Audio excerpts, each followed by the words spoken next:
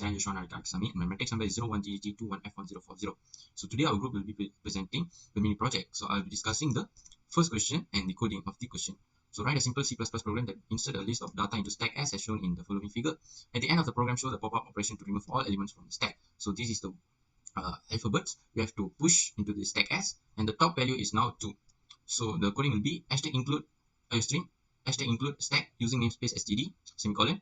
So what the void show stack S stack char S curly bracket while open bracket exclamation mark S dot empty open bracket close bracket curly bracket cout insertion operator S dot top open bracket close bracket insertion operator double quotation semicolon S dot pop open bracket close bracket semicolon curly bracket cout insertion operator end line semicolon. So this coding will be for first, before we do the push operation, we have to check the stack is full or empty. If it is full, we have to empty the stack in order to do the push operation. So in this case, the top is 2, so we can know that the stack is not empty. So we have to empty the stack first until the top became -1. So the -1, if the top is -1, the value of the top value is -1, we can consider that the stack is empty. So now we have do the push pop operation so that the top value will be -1. So after that, we have to do put the curly bracket. Then we can do the push operation. So here the push operation will be the coding for the push operation will be integer main open bracket close bracket curly bracket stack char S semicolon S dot push open bracket single quotation P close bracket semicolon S dot push open bracket single quotation U close bracket semicolon S dot push open bracket single quotation O close bracket semicolon. Then we can see we can display the value that we inserted, or the alphabet that we have inserted, by writing cout insertion operator double quotation the stack as is and the semicolon show stack open bracket S close bracket semicolon cout insertion operator and line semicolon.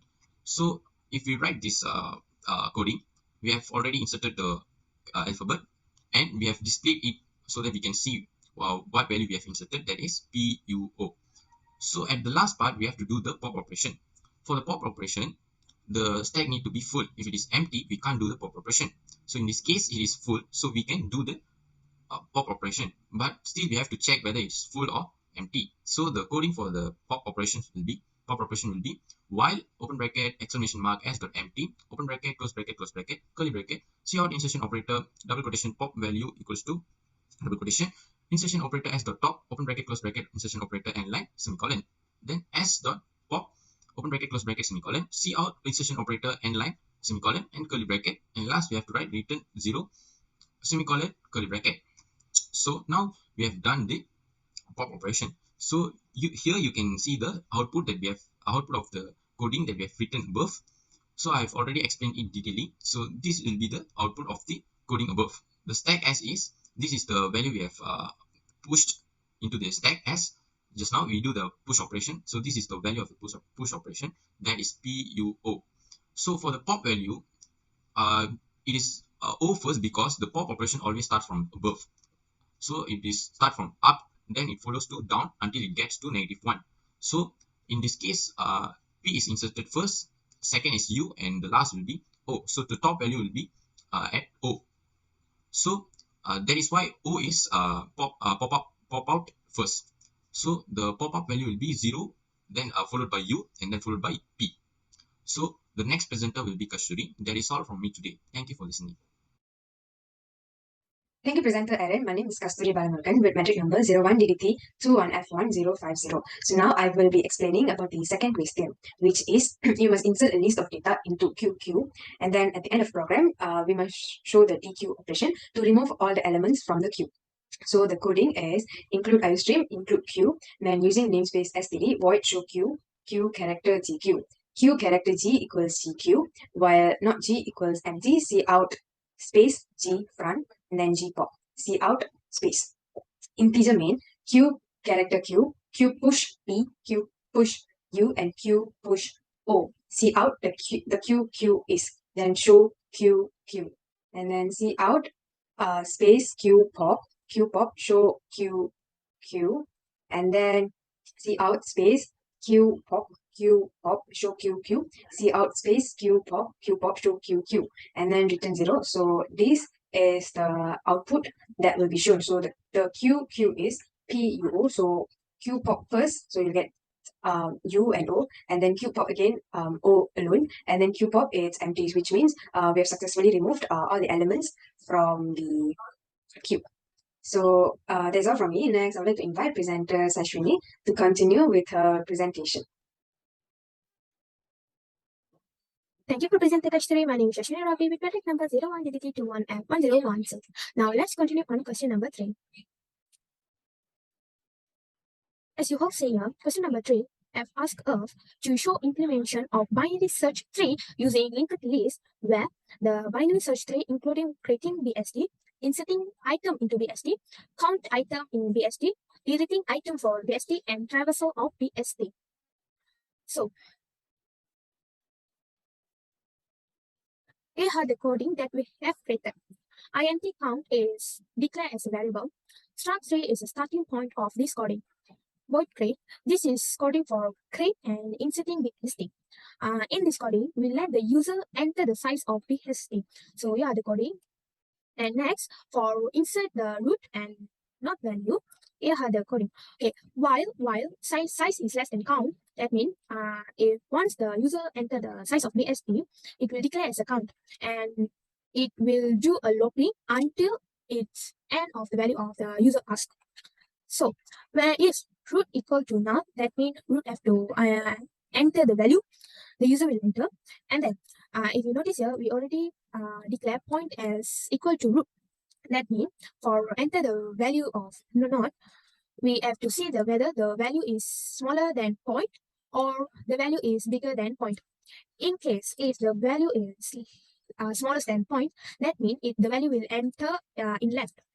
While if the value is bigger than point, the value will enter in right. So here are the coding for creating and inserting. Next, start the smallest node. It is needed for delete node, and it is also to recognize the most left node.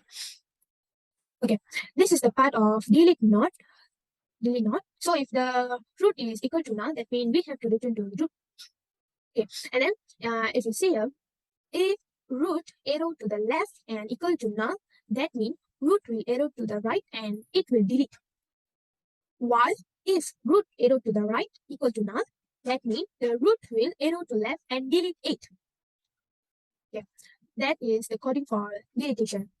Next, you have the void in order, void pre-order, and void post-order. It's for traversal. It's already we created. So after we enter all the node value, input root, it will arrange the number according to in order, pre-order, and post-order. Okay. Finally, in int main, where this is the place that we will run our program. So now let's run the coding. It's us enter the size of BST, I enter 6, and enter the value for the root, I enter 11, and then it will ask the value for the node 5 times since the size of BST is 6. So I enter.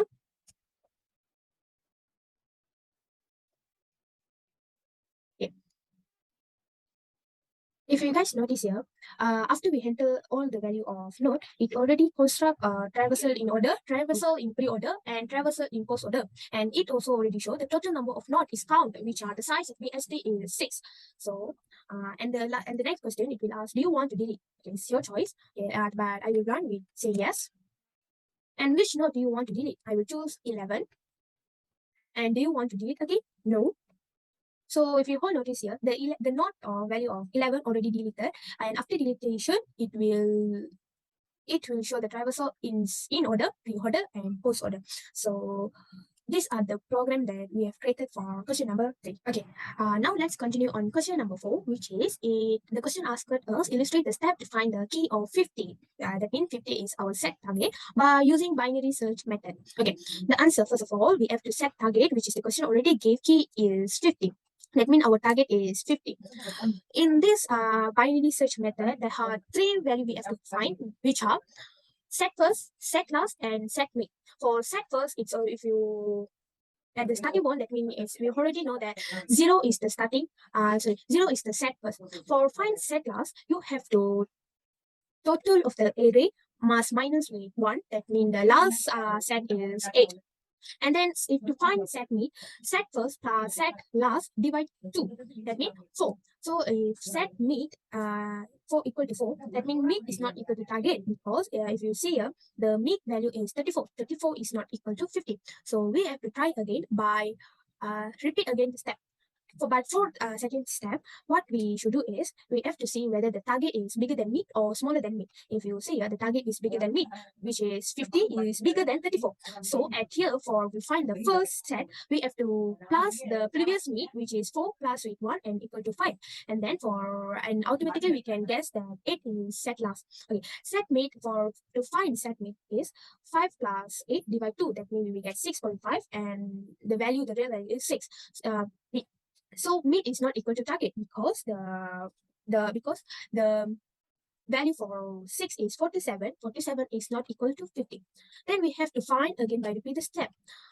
At the last step, we have to make sure that the target is bigger than mid or the target is smaller than mid. If you see here, the target is bigger than mid, right? 50 bigger than 47. So to find the first, we have to plus the previous mid plus with 1, then 7. And obviously, you can see that 8 is the last set. Okay, and then for find the set mid, 7 plus 8 divided by 2, you will get 7.5. That means 7 is mid. So your first and mid is at the place of 7. If you say mid equal to target, that means 7, which is the value is 50. 50 equal to 50. So here are the solution that we have to do to find answer for question number 4 by using binary search method. That's all from us. Thank you.